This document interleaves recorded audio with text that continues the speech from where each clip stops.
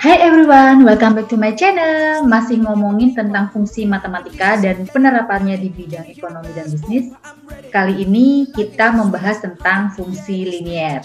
Oke, kali ini kita berbicara tentang fungsi. Seperti di part yang pertama, apa itu fungsi sudah diperjelaskan, ya kan? Tapi sekarang kita lebih membahas tentang fungsi linier. Oke, lah ini dia jenis-jenis fungsi. Sebenarnya kalau misalkan dilihat dari bagan itu banyak sekali ya jenis-jenis fungsi. Dari fungsi itu sendiri dibagi menjadi dua, fungsi aljabar dan fungsi non aljabar. Dari fungsi aljabar yang kita akan pelajari adalah fungsi rasional. Fungsi rasionalnya kita tidak pelajari di sini karena memang tidak banyak dilakukan penerapan atau tidak sama sekali diterapkan di bidang ekonomi dan bisnis. Nah, di fungsi rasional ini ada dua pembagian, ada fungsi polinom yang kemarin kita pelajari, fungsi linier yang hari ini kita pelajari, yang kali ini kita pelajari, fungsi kuadrat, fungsi kubik, fungsi bikuadrat, dan fungsi pangkat. Fungsi polinom itu fungsi yang mengandung banyak suku polinom dalam variabel bebasnya. Lah, dari fungsi polinom itu kita bisa lihat jika fungsi Y adalah A0 ditambah A1X ditambah A2 ditambah X kuadrat ditambah sampai ANXN. Berdasarkan fungsi polinomial di atas, maka fungsi linier dapat dikatakan sebagai turunan dari fungsi polinomial. Jadi fungsi linier itu bisa dikatakan juga sebagai turunan dari fungsi polinomial atau polinom ya. Lah, fungsi polinom ini pun bagaimana kok bisa tiba-tiba diturunkan menjadi fungsi linier? Fungsi polinom yang berpangkat tertinggi itu adalah pangkatnya 1, maka disebut dengan fungsi linier, seperti itu. Nah, fungsi linier atau garis lurus adalah suatu fungsi di mana variabel bebasnya paling tinggi berpangkat 1. Bentuknya modelnya seperti apa? Y sama dengan atau Y fungsi Y adalah A0 ditambah A1X. Fungsi linier adalah fungsi yang paling sederhana karena hanya mempunyai satu variabel bebas dan berpangkat 1 pada variabel tersebut. Dengan catatan A0 dan A1 adalah konstanta, Y adalah variabel tidak bebas, X adalah variabel bebas, di mana A1 tidak boleh sama dengan 0. Seperti itu ya. Nah, fungsi ini sering digunakan dalam penerapan ekonomi dan bisnis untuk menjelaskan hubungan-hubungan ekonomi dan bisnis secara linier. Itu ya. Udah tahu ya fungsi linier itu seperti apa? Oke, kita lanjut ke penggambaran fungsi linier. Kita bisa lihat di sini, ini salah satu contohnya kalau misalkan kita mau menggambarkan fungsi linier itu akan menghasilkan garis lurus jika digambarkan. Contoh aja kita punya fungsi Y sama dengan 3 plus 2X, maka kita bisa mengisi kotak-kotak ini dengan angka sembarangan. Kita coba jika X-nya 0 maka Y-nya 3 dan lain sebagainya. Akhirnya ketika digambarkan di bidang kartesius akan ada gambar garis lurus seperti ini. Seperti itu. Nah, sekarang kita belajar tentang kemiringan dan titik potong sumbu. Kemiringan pada setiap titik yang terletak pada garis lurus tersebut adalah sama. Hal ini ditunjukkan jika Y sama dengan A0 ditambah A1X,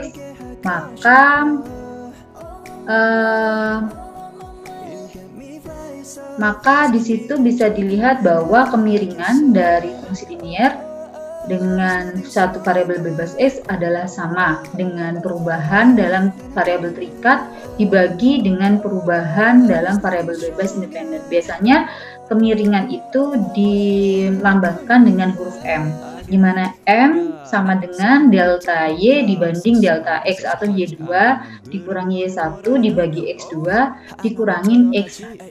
Misalkan contoh, ketika Y sama dengan 15 minus 2X, dari contoh tersebut diketahui jika kemiringannya adalah A1-nya, yaitu konstansa minus 2. Ya, atau dengan kata lain, setiap kenaikan satu variabel X akan menurunkan dua variabel Y.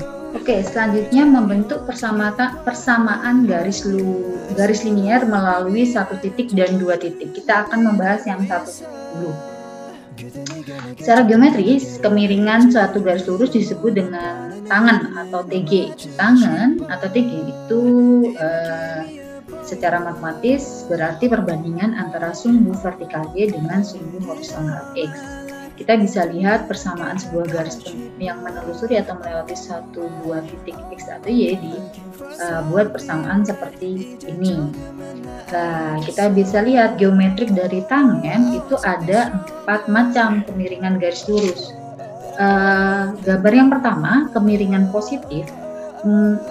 Garisnya mempunyai kemiringan positif karena menaik dari kiri bawah ke kanan atas, sehingga jika X menaik maka Y menaik juga, gitu ya.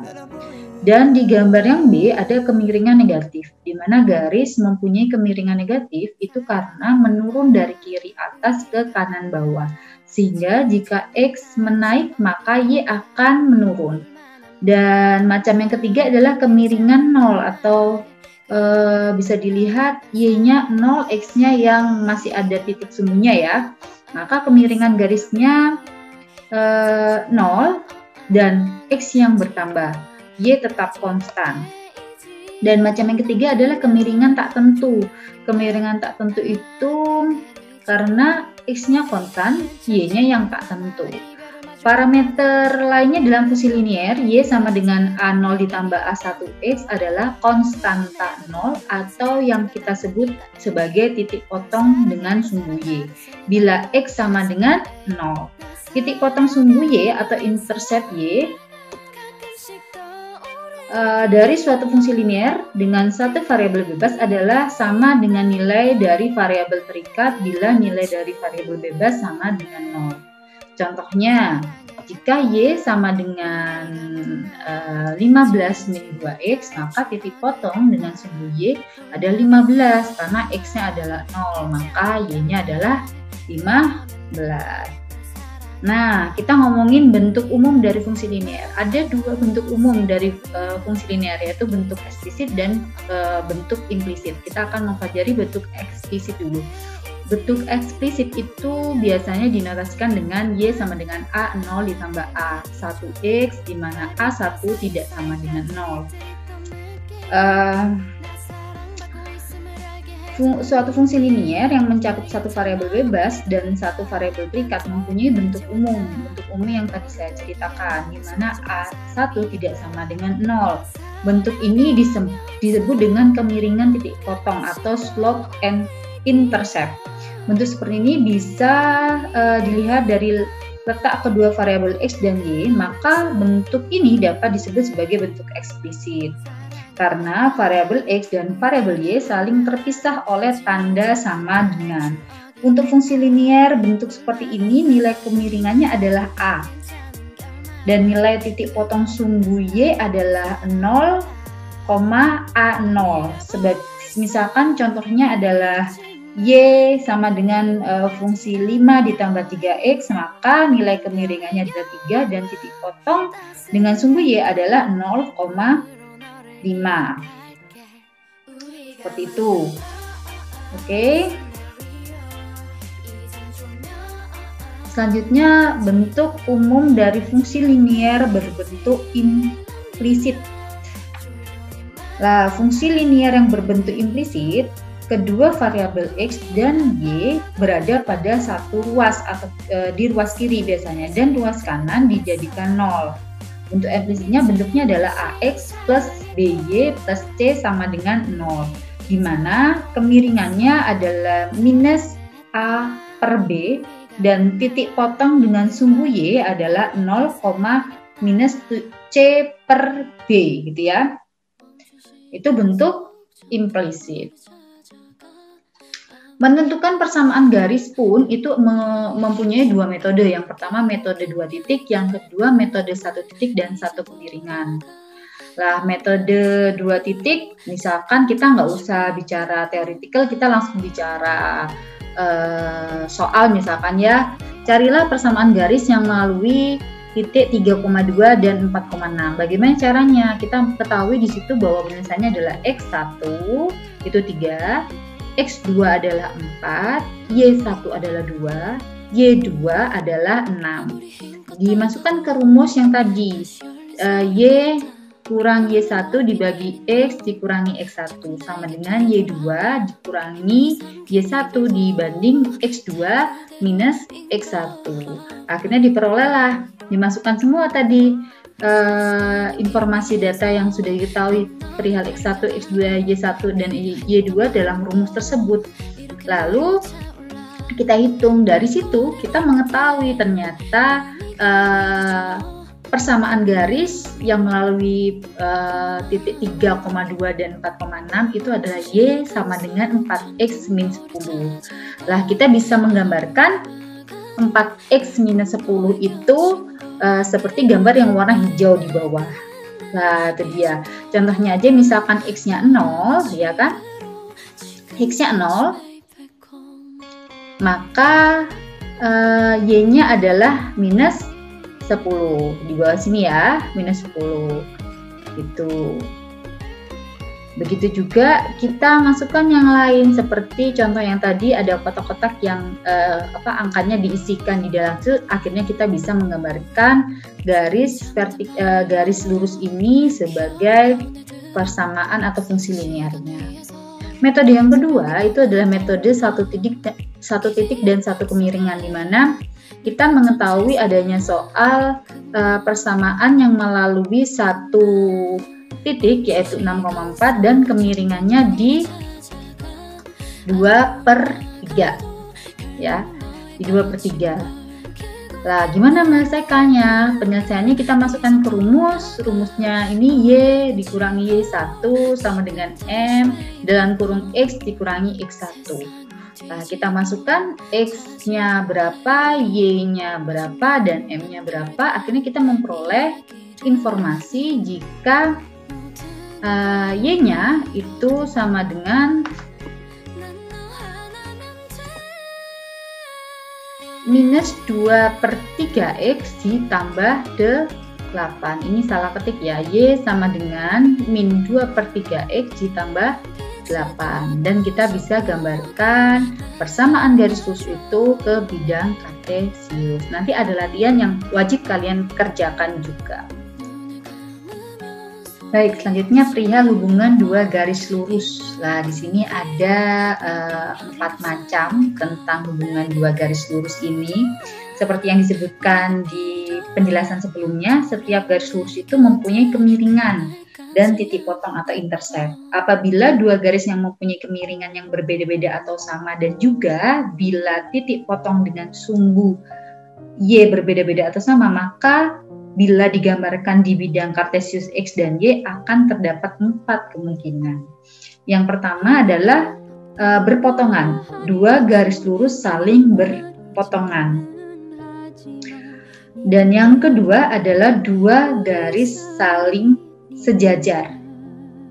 Yang ketiga adalah dua garis lurus saling berimpit, dan yang keempat adalah dua garis lurus saling tegak lurus membentuk sudut 90 derajat.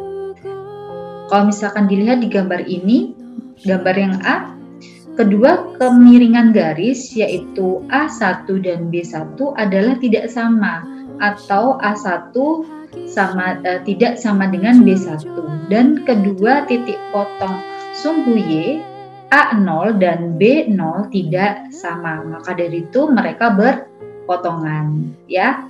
Di gambar yang B kita bisa lihat yang sejajar itu bahwa kedua kemiringan garis adalah sama, di mana A sama dengan B dan kedua titik potong sumbu Y tidak sama.